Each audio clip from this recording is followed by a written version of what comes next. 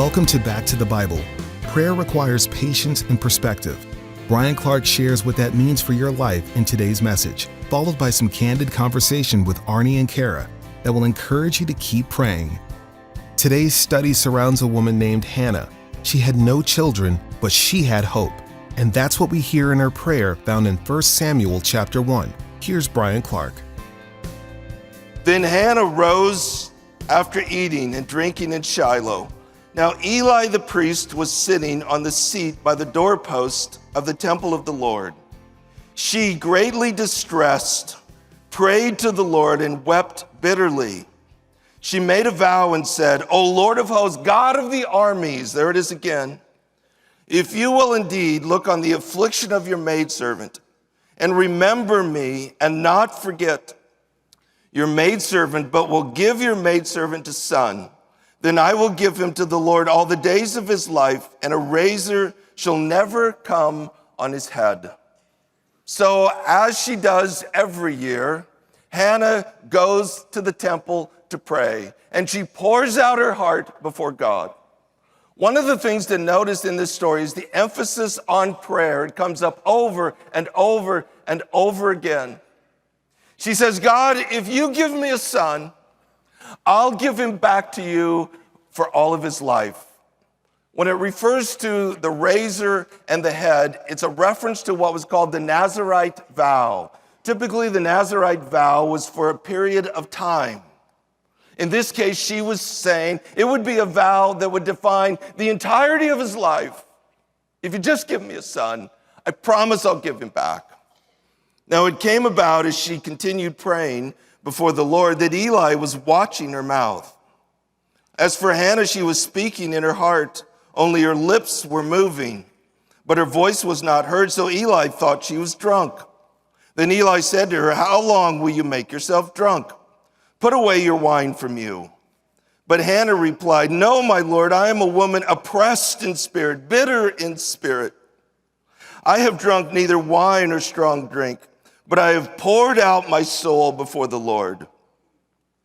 Do not consider your maidservant as a worthless woman, for I have spoken until now of my great concern and provocation.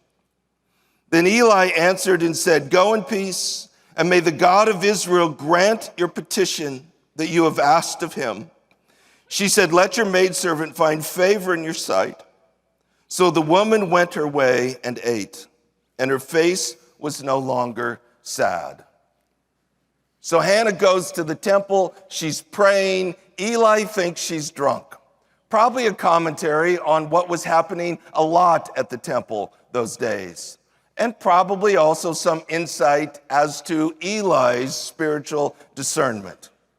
So he confronts her and she says, I'm not drunk. Man, I am in pain. I'm pouring out my heart. I'm bitter of soul. I'm pouring out my soul before God that he might give me a son. And Eli responds by saying that God is going to give the asking you have asked of him. That's literally what the Hebrew says.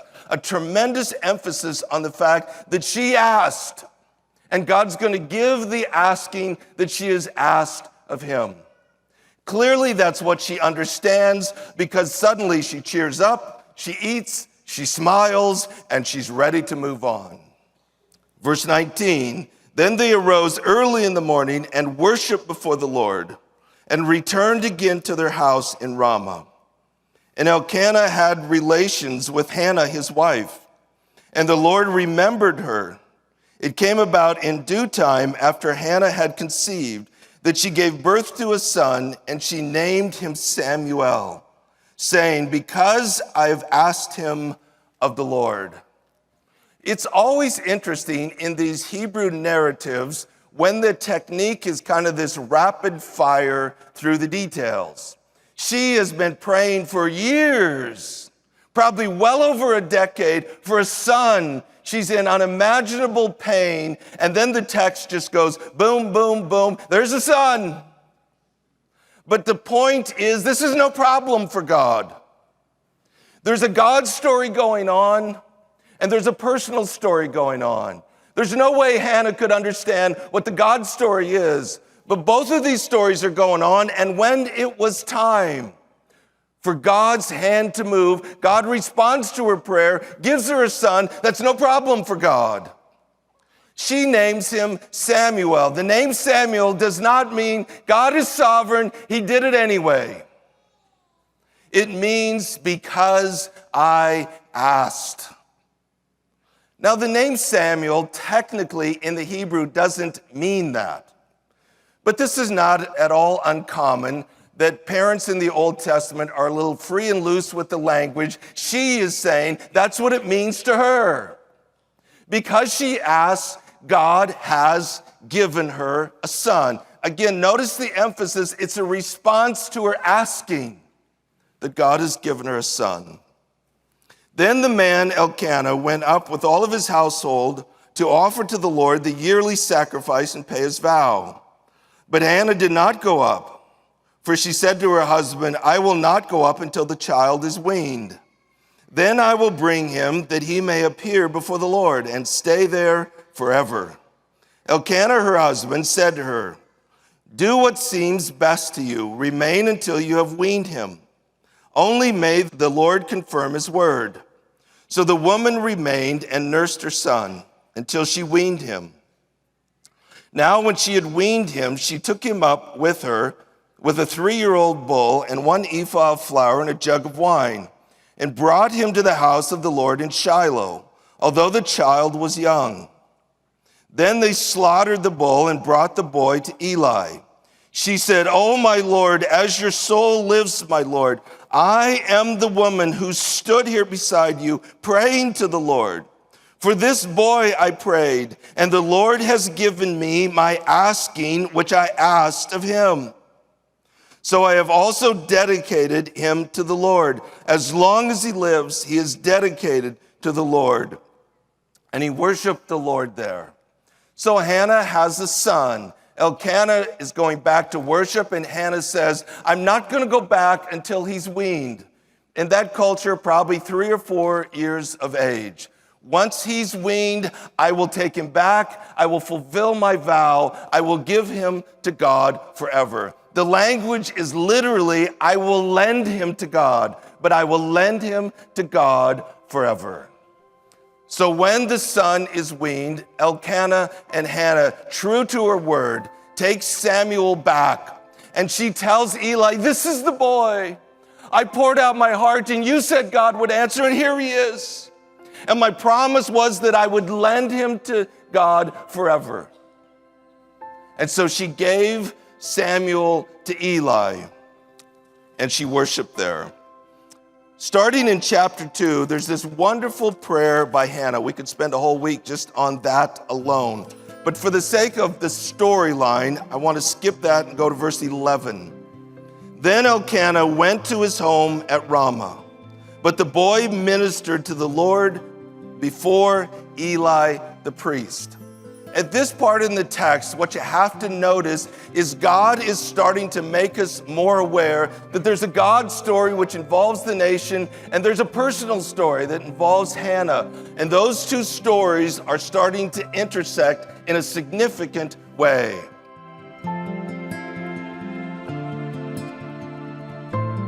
You're listening to Back to the Bible. If you'd like to listen again, visit backtothebible.org. That's backtothebible.org.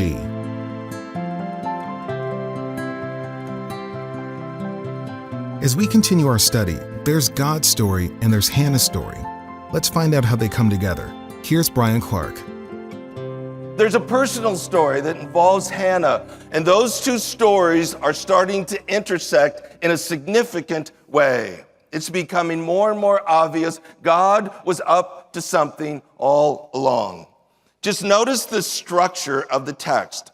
We've been talking about Samuel. Now verse 12, it shifts completely to Eli and his sons. Now the sons of Eli were worthless men, and they did not know the Lord. Now that's a problem when the priest doesn't even know the Lord. Goes on to describe how wicked these boys are. Verse 17 summarizes it.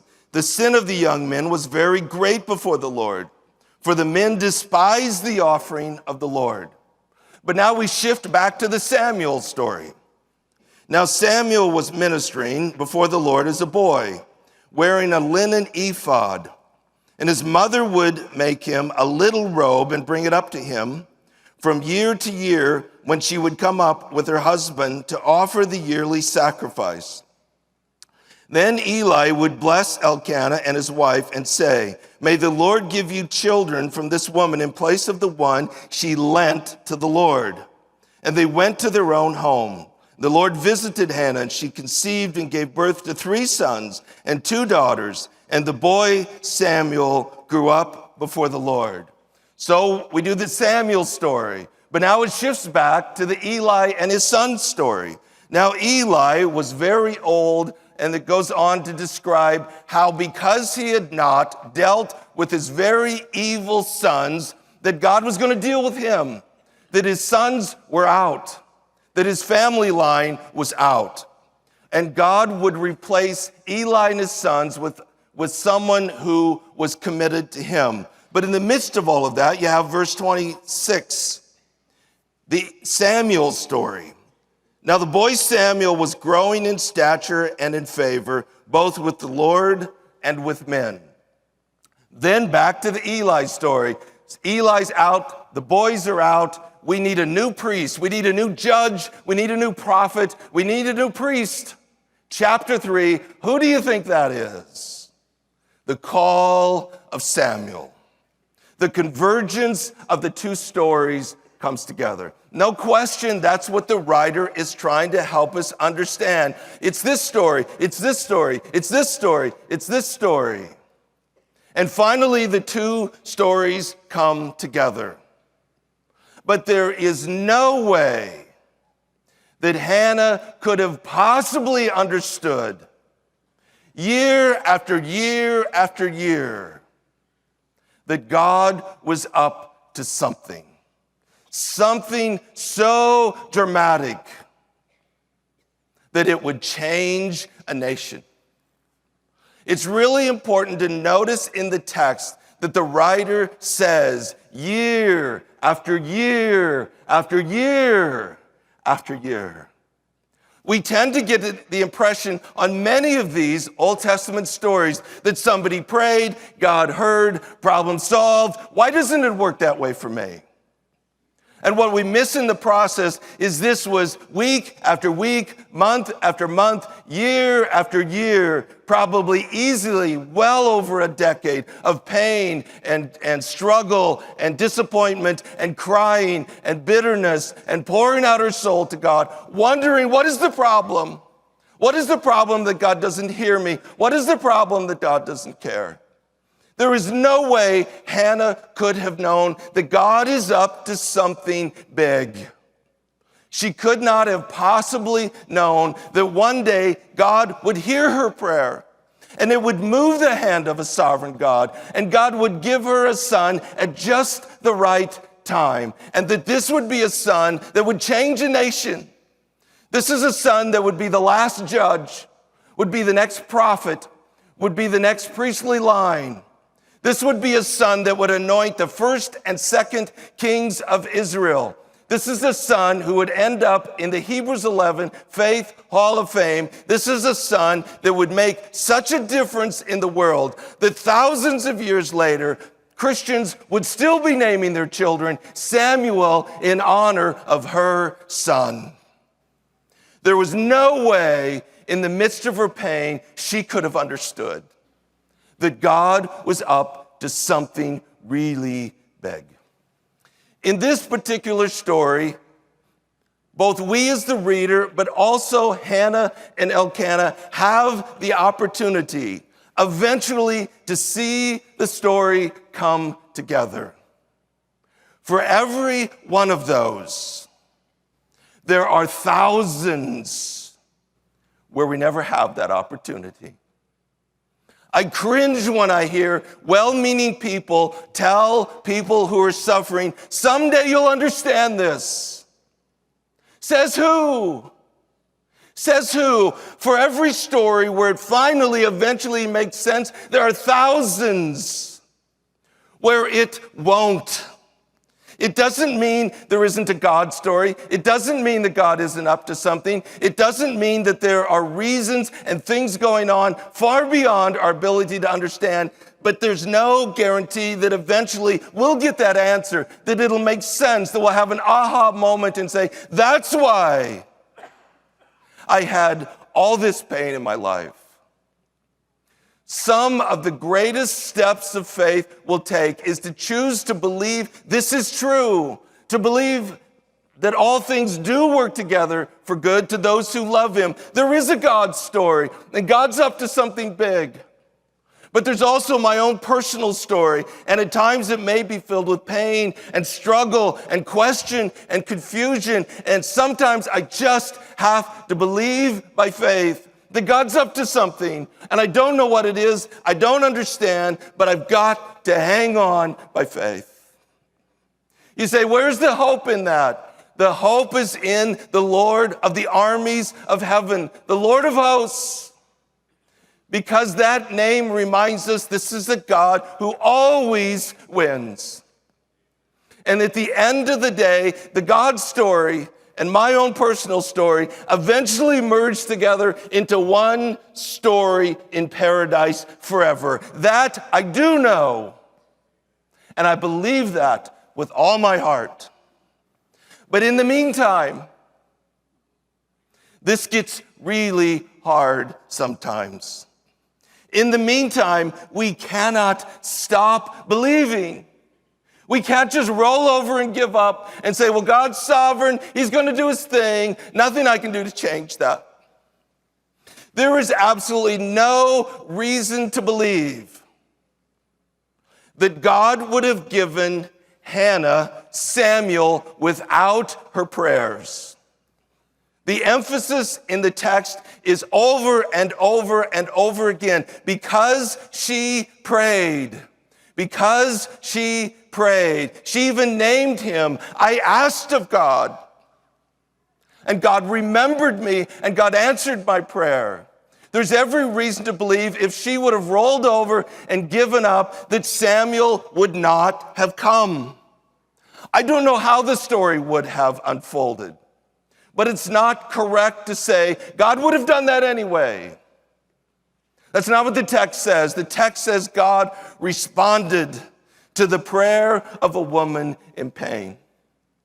And this is what we must understand. We can't just roll over. We can't just give up. We can't just say it doesn't work. It is possible that that prayer that you have uttered day after day, week after week, year after year, that flows out of the pain in your heart, it's possible that just because God hasn't answered the prayer before, it is possible that for reasons only God fully understands, tomorrow, that prayer of pain may move the hand of a sovereign God, and God may choose to rock your world. You can't let go of that. You can't stop believing that. You have to hang on, because prayer does move the hand of a sovereign God.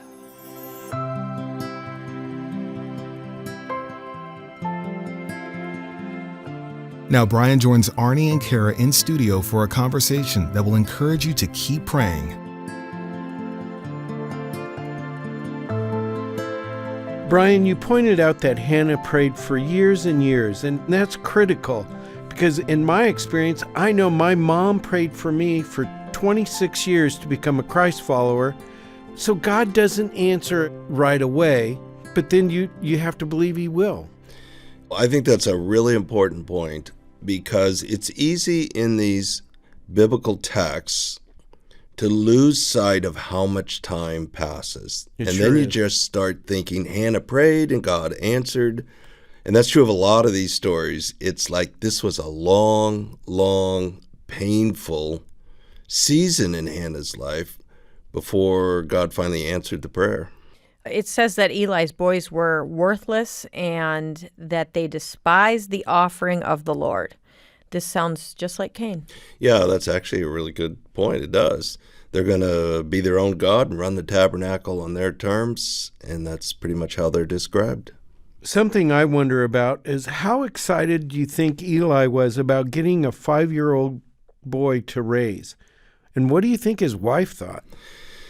Very different culture, very different times. It wasn't all that unusual that a child would be left and dedicated. There also would have been females working the tabernacle that would have helped with all this.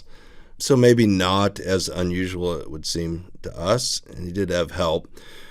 But the faith of Hannah to leave little Samuel in an environment that we learn is very corrupt, to me, that's significant faith. Well, then Eli raising Samuel because his own sons weren't great. So Yeah, and Samuel's sons didn't turn out so good either. So we see this dual story going on. Part of it having to do with Hannah's personal needs, and then the other was having to do with the nation of Israel. When you think about it, you see dual stories throughout the Bible with Abraham, Moses, David, Mary, and Joseph. Really, we're all part of a bigger story.